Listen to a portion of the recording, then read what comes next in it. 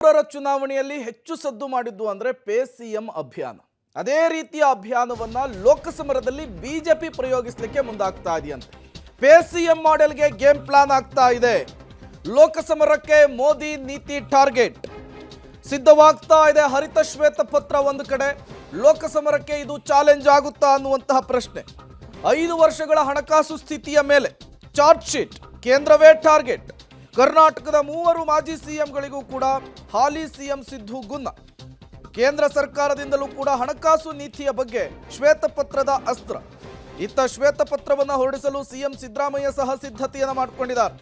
ಕಳೆದ 5 ವರ್ಷಗಳಲ್ಲಿ ಕರ್ನಾಟಕ ರಾಜ್ಯದ ಹಣಕಾಸು ಸ್ಥಿತಿಗತಿಯ ಬಗ್ಗೆ ಶ್ವೇತಪತ್ರವನ್ನು ಹೊರಡಿಸಲಿಕ್ಕೆ ಸಿದ್ಧತೆ ಆಗಿರುವಂತಹದ್ದು.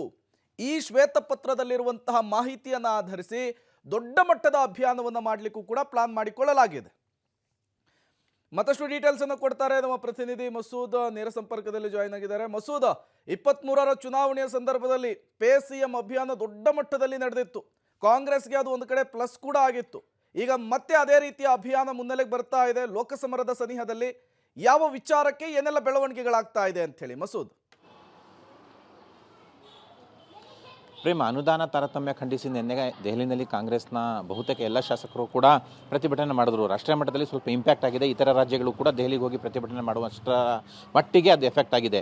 ಈಗ ಮತ್ತೊಂದು ಕೌಂಟರನ್ನು ಮುಖ್ಯಮಂತ್ರಿಗಳು ಬಿಜೆಪಿಗೆ ಕೊಡೋದಕ್ಕೆ ಮುಂದಾಗಿದ್ದಾರೆ. ಅದನ್ನು ಯಾವ ರೀತಿ ಅಂದರೆ ಶ್ವೇತಪತ್ರವನ್ನು ಹೊರಡಿಸೋ ಮೂಲಕ ಮತ್ತೊಂದು ಕೌಂಟರ್ ಕೊಡೋದಕ್ಕೆ ಮುಂದಾಗಿದ್ದಾರೆ. ಬಿಜೆಪಿ ಕೂಡ ಶ್ವೇತಪತ್ರ ಹೊರಡಿಸಿ ಅಂತ ಆಗ್ರಹ ಮಾಡ್ತಾ ಇದೆ. ಬಿಜೆಪಿಯವರು ಯಾವ ಶ್ವೇತಪತ್ರಕ್ಕೆ ಆಗ್ರಹ ಮಾಡ್ತಾ ಇದ್ದಾರೆ?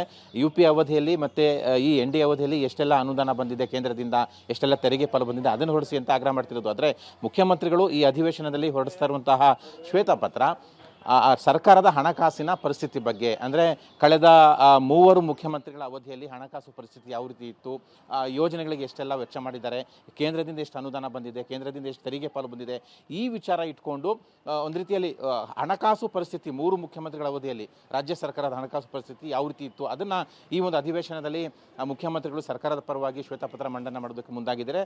ಮಾಜಿ ಮುಖ್ಯಮಂತ್ರಿ ಕುಮಾರಸ್ವಾಮಿ ಅವರು, ಅನಂತರ ಯಡಿಯೂರಪ್ಪನವರು, ಅನಂತರ ಬಸವರಾಜ ಬೊಮ್ಮಾಯಿ, ಈ 3 ಅವಧಿಯಲ್ಲಿ, ಅಂದರೆ ಯಾಕೆಂದರೆ ಇವರು ದೋಸ್ತಿಗಳು, ಮೈತ್ರಿಕೂಟ ಮಾಡ್ಕೊಂಡಿದ್ದಾರೆ.